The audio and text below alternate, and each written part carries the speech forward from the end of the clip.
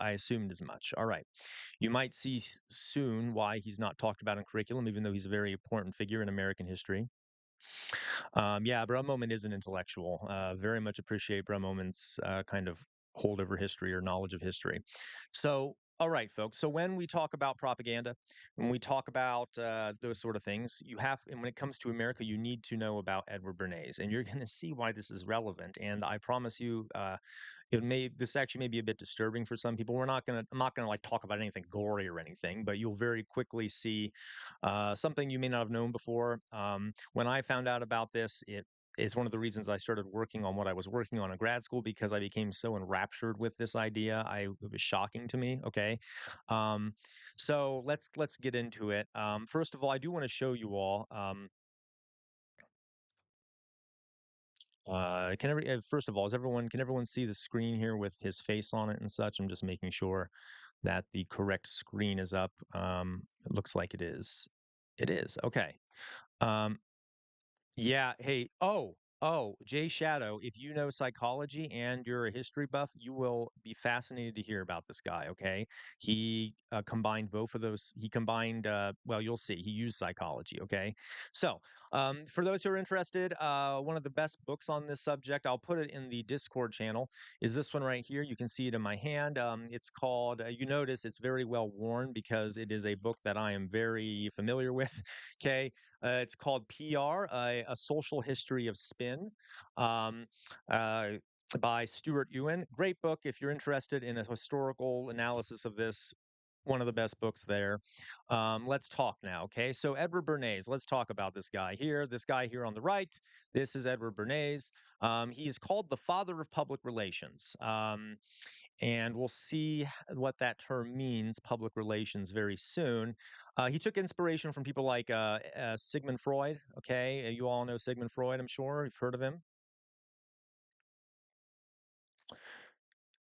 Is that the case, Sir Bartholomew? Bartholomew, are people not able to send super chats?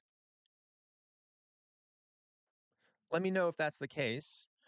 If any, well, I don't want to force anyone to try, but let me see. There might be a setting going on here. Let me double check. Do.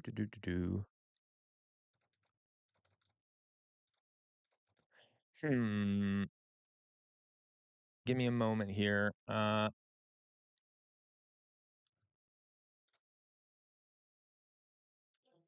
Maybe, maybe. Let me see. Let me try one more setting.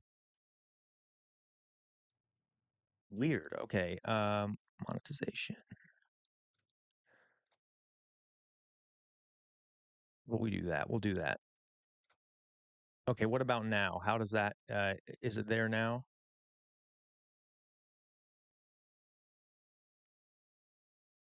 Does it appear now?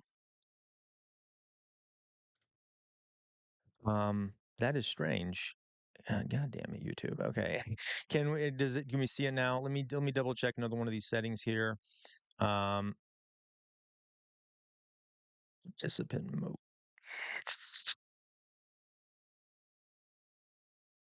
It's like Oh, you've got it now? Okay, so folks, you might want to refresh your screen. That should fix the problem.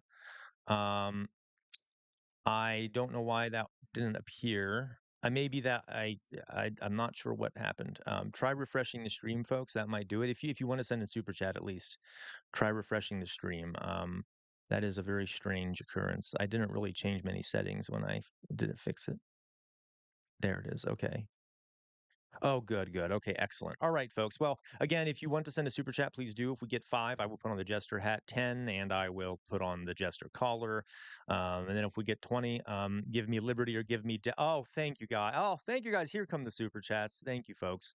Macy Schroeder says, "Give me liberty or give me death." Love Patrick Henry. Great quote, Macy. Uh, yeah. Okay. Boy, do I feel that way sometimes in this country. Reigning in chaos proof. Thank you for that. Reign in chaos. Um, no stripping here, right? Okay.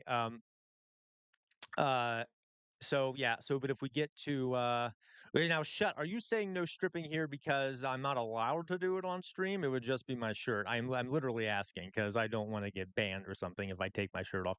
But if we get to, like I said before, 10 super chats, we'll put on the collar, 5, put on the hat.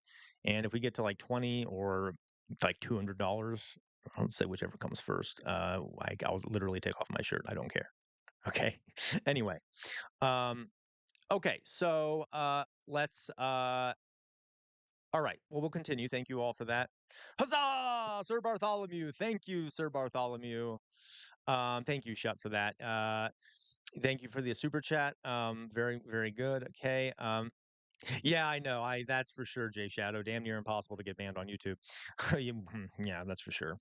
So continuing with what I was saying here, folks. Two more super chats, and I will put on the hat.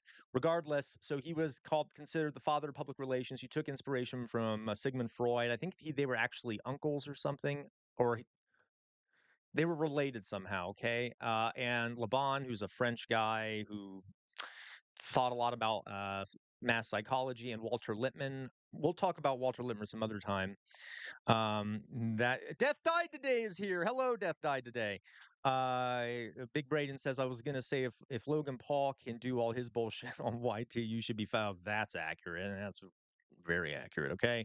Um, so let's continue here. Okay. So he now I would love to hear your all reaction to this. Okay. So Edward Bernays, he described the masses. That's the word he used. He called them the masses, like those unwashed peasants. Okay. He said that the masses are irrational and subject to herd instinct. And his whole life project was sort of outlining how skilled thinkers, practitioners, could use crowd psychology and psychoanalysis to control the populace in certain desired ways. Okay. Um, so that sounds super nice, right? Let's figure out how we can use psychology to control how people think and what they do, et cetera, et cetera. Um, Great job, moderators. Wow, so you got, I don't know what that person said, but great job. Okay. Uh, so yeah, yeah, absolutely. That's very okay. Bruh Moment says I mentioned this quote before, but I think it's very apt here. Ours is the age of advertisement and publicity. Nothing ever happens, but there is immediate publicity everywhere. Absolutely, Bruh Moment, and that's what we're going to. Um, okay, okay, that's fair. Dev died today. Thank you. I don't have to take my shirt off, and I really don't think that's going to end up happening. So it's mainly kind of just a fun thing here, but okay. There seemed to be demand for it. So, all right. Okay. But of course, I will be wearing the collar and the hat still. So, you know. All right. So let's go on here. So that was his goal. All right. Come up with ways that you can control the populace using psychology and such. Okay. So he wrote two very influential books. I know this is kind of dull. I promise we'll get to the good stuff. My inner historian, we have to give some background here. His first book was called Crystallizing Public Opinion. It came out in 1923. So this is a while ago. This is before World War II. And I'm telling you that because when I tell you later, it'll make more sense why I'm telling you. Okay. In 2023, he said his basic argument in this was that appropriate messages should be crafted based off careful study of group psychology and disseminated by not merely purveying, but by actually creating news. So he thought, if you're doing advertising or the government is putting out a message, you should craft it in a way that can take advantage of people's psychology. And another way to disseminate information is to do things that create news so that it'll reach a wider audience. Um, does that make sense to everyone? Okay. And the name of that book was Crystallizing Public Opinion. And that was his point, is that you can manipulate the public and create their opinion by manipulating them through psychology. Okay. Um, so now then, that book was not as important. Making sure, is this around the time as the sun reporting on that ship fire? I'm not sure, Macy. Can you be more specific? Which ship fire? So his second book, this is arguably the more important one. Um, Thank you for that, Chet. I'm glad we figured that out before I embarrass myself. Okay. Uh, on propaganda, it says here, 1928. So this was 1928, 5 years later. All right. Now, for this one, folks, please listen carefully. This is very relevant to your daily lives, okay? And you'll see how it plays into many aspects of your lives even today. On propaganda, Bernays' thesis, he stated that there are invisible, in quotes, people who create knowledge um, and propaganda-based rule over the masses, with uh, and that those people have a monopoly on the power to shape the thoughts, values, uh, people's thoughts, values, and the response of citizens. He termed this engineering consent. And he said that it is important to engineer the consent of the masses because that would be vital for the survival of democracy and capitalism.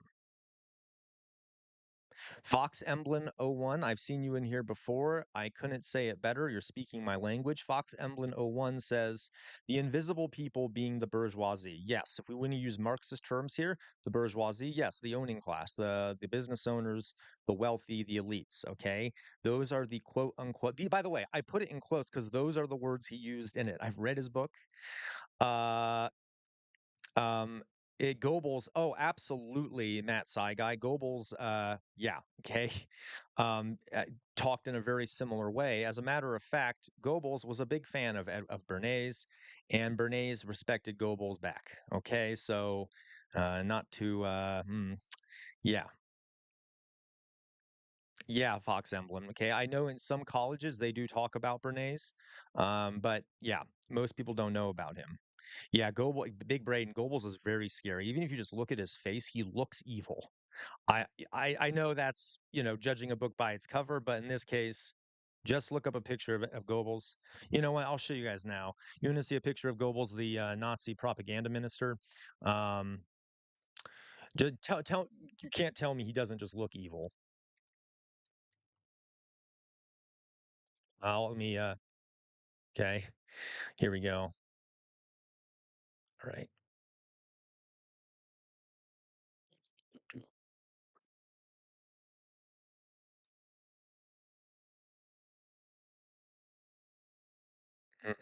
Okay, here we go. I'll move this over to the page here so you all can see it. This is Goebbels. Uh, I've seen worse pictures of him where his face is dark and like he has dark bags under. Yeah, am I wrong here? Does he not just look like an evil guy? Um, Maybe I'm exaggerating. I don't know. I feel he looks like pretty bad. Yeah, I love that Sir Bartholomew. Yeah, he definitely does have that Stephen Miller look, doesn't he? I'm sure Stephen Miller would um probably loves the guy. Okay, so this is Goebbels. Um, Yeah, it is kind of like Stephen Miller with hair, and no joke. Okay, Stephen Miller looks very similar. So that's Goebbels. Anyway, um, luckily he not soon enough, but he offed himself at the end of World War II, along with his wife and children.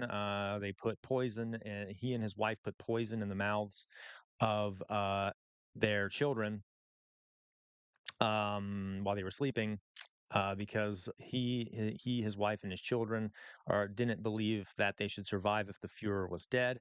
While I do feel bad for his children, I'm going to show you another image that expresses my opinion on that. Uh, and I'm not going to say it out loud, but I'll show you here. If anyone here are punks, as in like punk music, you'll know this image. Okay. Um, Here we go. Hopefully you all find this at least a little amusing. Okay, this is an image for is that anti-fascists like to have. Okay, you see that there? Yeah, that's my opinion towards Goebbels. Okay, uh, let me let me get back to seeing all of you now. Where we go? Where to go? Right. So yeah, let's go. Right. Okay. You see like that? I'm like, obviously I'm not going to say it out loud. Uh, but let's just say I approve. Okay. Um, Gotcha. All right. Yep. Great image, right? I'd love a T-shirt with that on there. A bit too. I don't think I would though. It'd probably a bit too violent or whatever. But hey, definitely follow your leader. Okay. Anyway, moving on. Back to what we're talking about. There's Gomels again. Okay. Let's go back to this. Again, folks, we have a 5 super chat goal right now. If we get 5, I'll put on the jester hat. 10, I'll put on the jester collar, and we'll consider what I'll do at 20. Okay. How about that? Maybe I won't take my shirt off. Maybe I should have been more discerning. Uh, Yeah, right, right, Macy. Okay, so let's continue here. So he made this argument that the basically the elites, the powerful, need to control the citizenship through manipulating them psychologically, so that to ensure their survival of democracy and capitalism. Personally, doesn't sound very democratic to me, but to him, democracy is basically ruled by capitalist elites. All right, so moving on. As you can see in this last section here, these ideas, especially in the book on propaganda, were highly influential. That's why I said to you, Um, uh, he's considered one of the 100 most influential Americans in American history on multiple historians' lists, because both of those books were highly influential in both the corporate world and the government world. All right, um, and yeah, the government actually appointed him to lead a committee on propaganda during World War I to help put out propaganda to help get people involved in the war and such. Okay. Um, any comments on that before I go to the next page? Let me see what we got here in chat. For those who are in chat, you can, if you'd like to support the channel, become a member. You can go to my page, click join. For as little as 99 cents a month, you can support the work I do on this channel. Also, my father for our reaction videos. There's also a Patreon page. If you want to support for $5 a month, you can go there, sign up for $5 a month, and help support what we do here. And also, please like the stream if you haven't yet. That'll help get this out to more people. Um, and what else do I say? Oh, and again, 2 more super chats, and I will put on the jester hat. Okay, let's continue. Now then, in the course of doing my research in grad school, okay, all this very interesting things. There were 2 versions of that book on propaganda that were put out. Okay, the first one was put out in 1927. And then something really big happened in the world in the late 1930s and 1940s, and that would have been the largest war in human history, World War II. And that monstrous-looking demon, Joseph Goebbels, uh, he was head of the Nazi Department of Propaganda, and the word propaganda during World War II got a really bad rap. I wonder why. And everyone in the United States started looking at Edward Bernays' book called On Propaganda and being like, oh, wait, we don't like propaganda. That's bad. So this is what happened. They re released his book on propaganda in 1945. And when doing research in grad school, I had a version, the original version, the on propaganda version, basically, and the new version. In the new version that was released in 1945, the only thing he and his publishers did was that they took out the word propaganda and replaced it with the word public relations. And if you look here on this page, okay, the title for the version of On Propaganda was just called Public Relations, and like I said in the book, every mention of propaganda was replaced with the word public relations. Um, that is a rather obvious thing, right? Do I must I add more to that? So by the way, uh, practically every single corporation in the United States has a department of public relations. Has It is a multi-billion. Exactly, Brahma. It is a multi-billion-dollar industry. There are tons of corporate departments, government departments that are all about public relations, which is simply another word. Exactly, Big Braden. It's simply another word for propaganda. And every day, and this does include, I think it was Brumman who said that he was the founder of modern advertising. Yeah, because modern advertising is public relations, it's propaganda. And everywhere we go, we are surrounded by it, are we not? We are surrounded by advertisements, we are surrounded by public relations statements from different corporate entities, from the government, et cetera. And I will say, some corporations and some government agencies have actually now changed the name from public relations because that started getting a bad name. So they changed it to communications departments. So if you ever see an interview with an employee of a corporation who works for that corporation's Department of Communications or public relations or community affairs. Those are all variations on the phrase public relations, okay? And that means that their job is to use psychology to manipulate the masses in a way that reflects well upon them and their company, okay? We are surrounded by it. Now, uh, yeah, Macy Schroeder, yeah. Now, I will say communications majors, a large chunk, a large chunk of communication majors are about literally just about communicating. But there is also a large chunk of communication majors that are about this. And Bernays is somewhat considered the founder of the idea of the modern communications. Um, Yeah. Okay. CAF has its own PR department, 100%. Not fun being told how to lie to the public, can confirm 100%, folks. And people don't realize this. Again, multi billion dollar industry of so called public relations in this country. Billions of dollars are spent trying to manipulate the populace, okay, every year from multiple different angles. Bra Moment says the real world changes into simple images. The simple images become real beings and effective motivations of the hypnotic behavior. 100%. Bra Moment, that's a great quote there. That sounds like it could have just come out of the mouth of Edward Bernays. Fox Emblem 1 says, I love capitalism so much. This is sarcasm. Oh, we know, Fox Emblem. We know it's sarcasm, okay? Um, so just be aware of that. We are surrounded by this crap, okay? Uh, so just be aware, all right?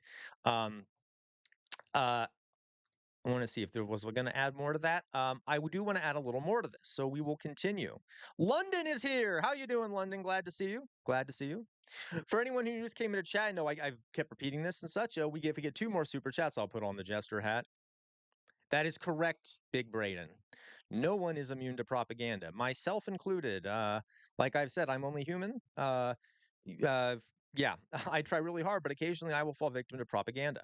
I mean, it's literally based off psychology, so it is made to change your opinion to make you think certain ways.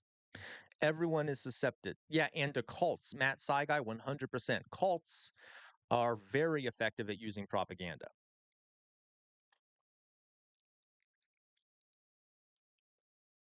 Okay. Heck, we saw it yesterday when we were watching that Nothing Burger press conference, right? In the background, there was that, I think that sign that said "Pursuing Peace" or some crap like that. Um, so just be aware of that. It's all around us, and it takes this. I'm just going to sound like a biological anthropologist here. I can't help it. Um, your brain does not like changing its mind about things. Why? Well, partially it burns calories. If you have an opinion about something, and I'm sure we've all experienced it. I've experienced it. Okay, even if we face evidence that goes against what we believe, it takes the brain effort to change it, and that burns calories. It takes energy. So our brains don't like changing what they think a lot of the time because of the energy burned. So it takes effort to push back against propaganda and to think for oneself. So just be aware of that. You might need to just, you all probably know this, but think a little harder before you believe what you see, obviously, especially if it's coming out of a PR department of any kind, because remember, it's just a propaganda department, okay? Bruh moment. The best way I find to protect myself as best as possible with propaganda is to tell myself, I know that I know nothing.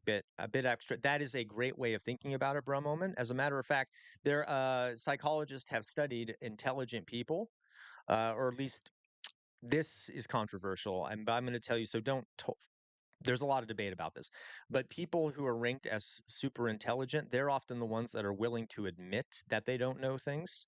If you've come across someone who is not willing to admit that there's things they don't know, that is an issue. Okay, just be aware.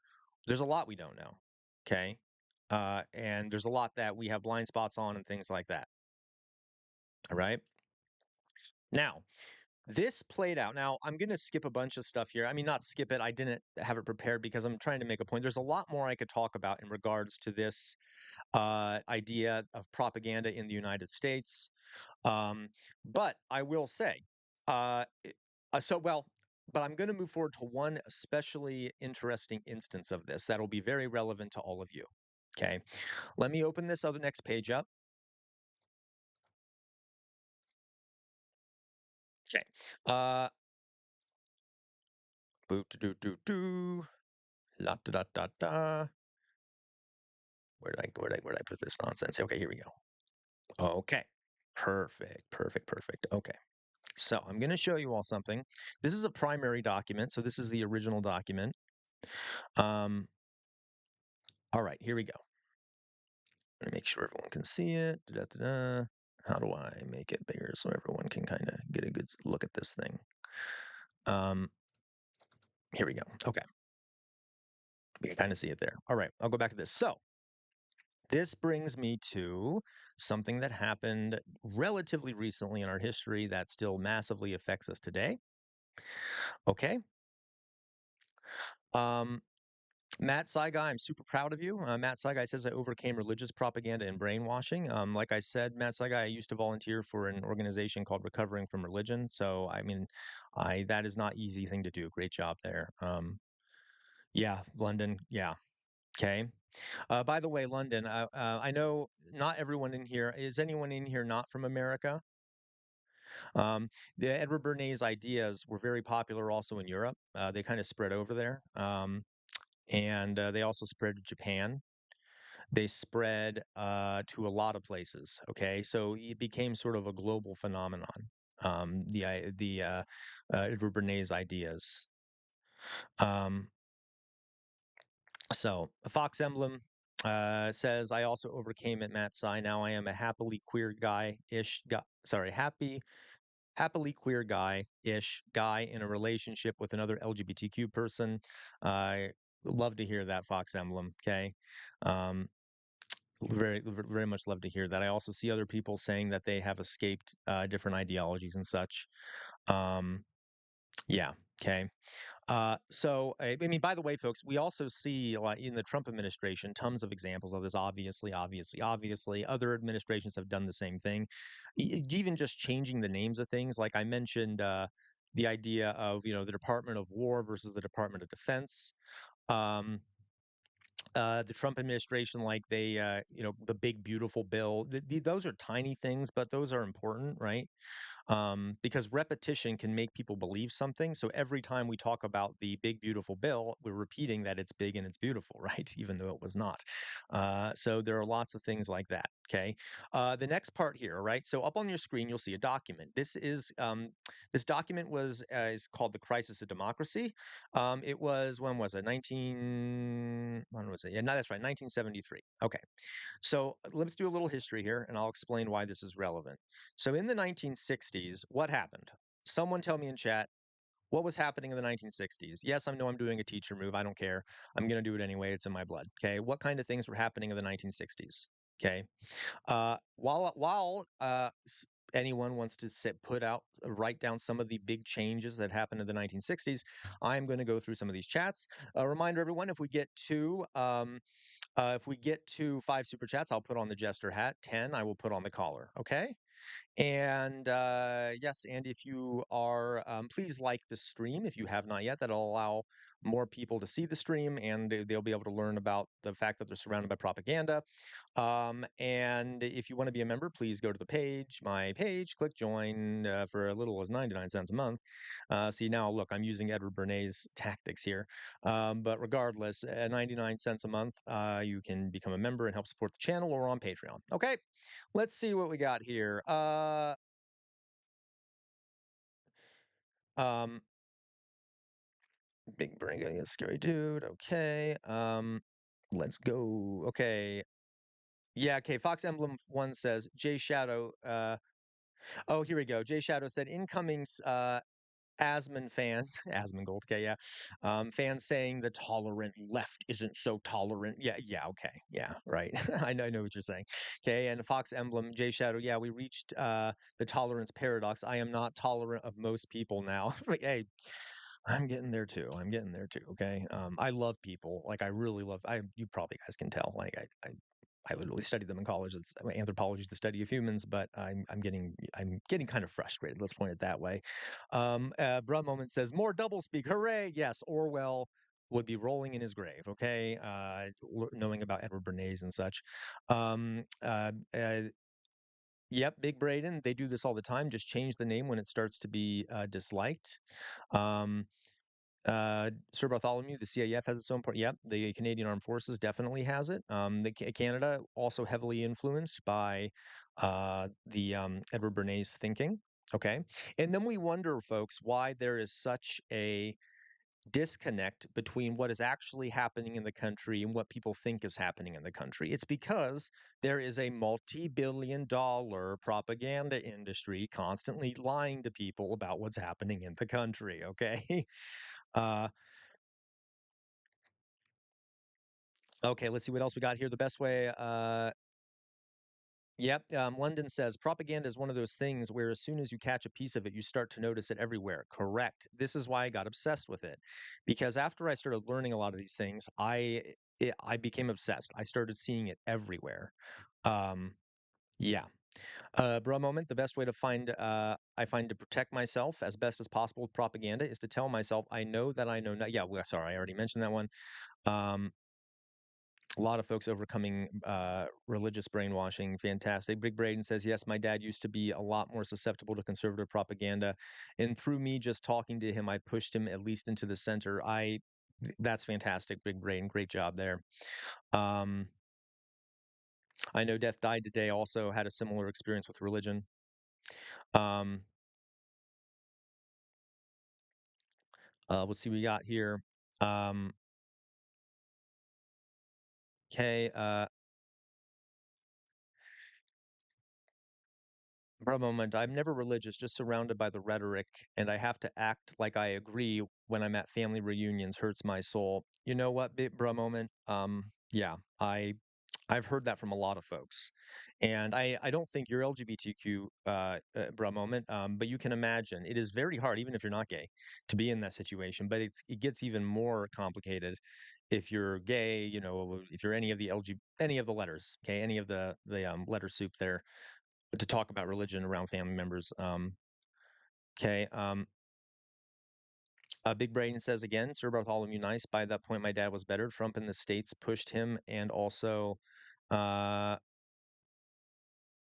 just yeah. Yep. Mm-hmm. Mm-hmm. Mm-hmm. Okay, good. Thank you, folks. So we got another super chat. Fantastic. One more, and then I'll put on the jester hat. Macy Schroeder says, we have always been at war with Oceania. Macy Schroeder, you know I love your 1984 references. Okay, you know I love it. For the folks who don't know, Oceania is uh the like it's a fictional country inside of the 1984 universe. Yeah. Okay. Where's my coffee? Alan, welcome. Where's my coffee? Yeah. Okay. Yep. Jay Shadow. It's like when you get a car new to you, you start seeing it everywhere. 100%. Okay. Um, Big Braid, and you absolutely have to read 1984. I promise it's not a boring read. Everyone in this chat, you're not allowed to come back in the chat until you've read 1984. No, I'm kidding, but it's George Orwell was like a modern day prophet in terms of his capacity for analyzing society and stuff. Um, yeah. Okay. Okay. One more, folks, and I'll put on the hat. Shutt says Nazi equals MAGA is an example of doublespeak. Uh, Nazi equals MAGA. Uh, I'm having trouble processing what you're saying there, Shutt. You're probably right. I don't know why my brain isn't working. Um, yeah. All right. Will there be a quiz? I know, Resident Union Thug. I got my little teaching stuff going on here. Okay, so folks, let me continue now. I saw some comments here that are absolutely correct. I asked you what was going on in the 60s. This document was written in 1973, so we have to understand it was written in the context of having just come out of the 60s. I see some great ideas here, okay? Big Braden says a lot happened in the 60s, 100%. Okay. Noam Chomsky famously said that the 1960s were one of the most civilizing decades in the United States, and they largely were. Okay. Weed smoking. Yes, lots of weed smoking or cannabis, whatever you want to call it, Shut. Thank you, Big Braden. That's the big one I'm looking for. The civil rights movement happened in the 1960s. Women's liberation happened in the 1960s. There were a lot of big movements in the 1960s. There were some labor movements too. There was the anti-war movement against the Vietnam War. Um, Martin Luther King, 1960s. Okay, it was an era of extreme change, and it was an era of very active democracy, where the general public rose up many times, okay, and pushed back against what the government was doing, against what elites were doing. Now then, let me go to the next part here. Oh yeah, someone else mentioned the Cold War that was also going on. Okay, so in the 1970s, um, a bunch of countries, well, three countries slash area of the worlds came together in this conference. And this conference um, was called the Trilateral Commission. All right. And you can see the names of the people here. The three representatives, Samuel P. Sorry, um, is that Michael, Michelle?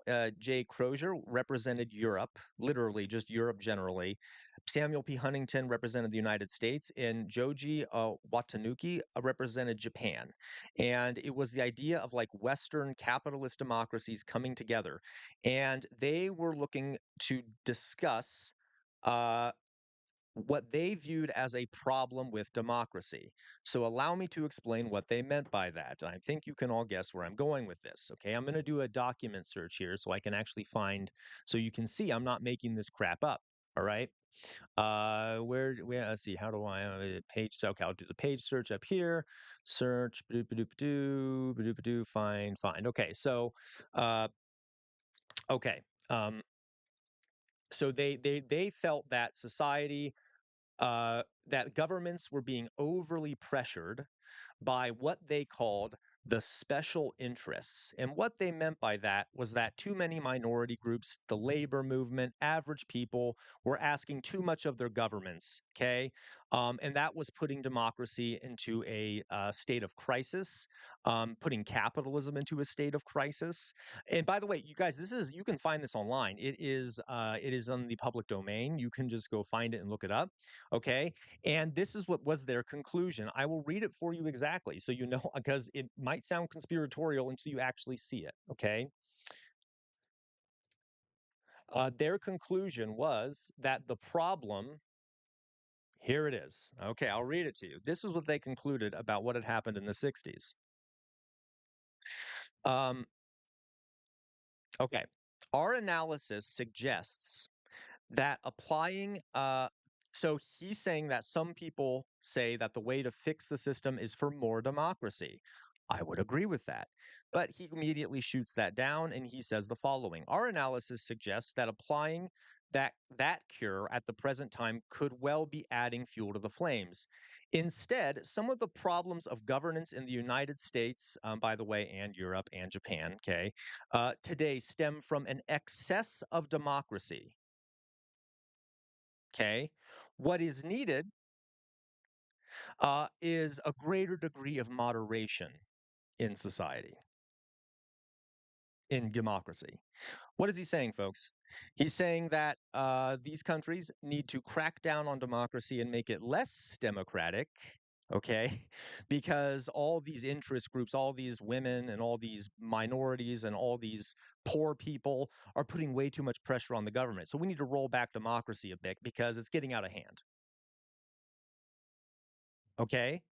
Now, let me find another thing for you. And again, I'm going to find the direct quote so that you know, because again, evidence is very important when we talk about these things, because a lot of these things sound almost conspiratorial, right? Because of how broad they are and such. So we need evidence. So let me find another quote for you in here. Okay, here we go. Uh, so why do they think that democracy is in crisis, and why do they think that this has happened? Uh,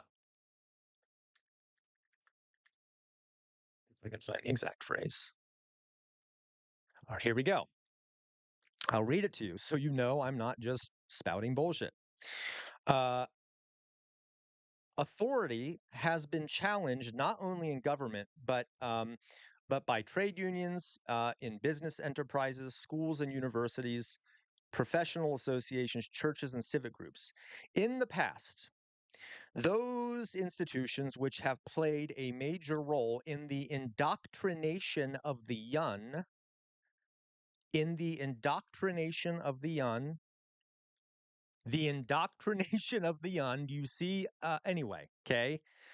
Um, those organizations that have played a major role in the indoctrination of the young in their rights and obligations as member of societies have been the family, the church, the school, and the army. They also go on to mention the government generally. Okay.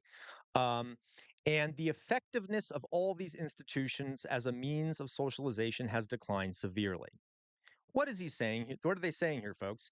They're saying, oh, we're not brainwashing. Our propaganda isn't working well enough. Oz, hey, thank you. Well, welcome thank you for becoming a resistor. He's saying here, folks, that our governments are failing to brainwash our young, okay? Teach them things that'll keep them obedient to the state. And those institutions that have typically played a role in doing this, including the church, the government, the army, and things like that, have been failing at their jobs. And the reason they are claiming what they are saying, then what we should do is this is we because of this we should roll back democracy, because now we have a populace that aren't properly indoctrinated. We need to make sure that we are uh, that we're protecting the capitalist state from these unindoctrinated citizens. Now I'm going to pause there. I'll give you all a chance to chew on that, because this is a very shocking thing, okay? Uh, and by the way, what we end up seeing happen in the late 70s and 80s, and we've talked about it in stream before, is a massive crackdown of on democracy. This was the time period where there were decisions that allowed more campaign finance, so allowed the wealthy and such to donate to to politicians. This was the era where there was a big pushback against a lot of the gains of the 1960s. This was the era. This is like ends up in the 80s. You end up getting Reagan. A lot of these things, okay, ended up somewhat being implemented. Okay.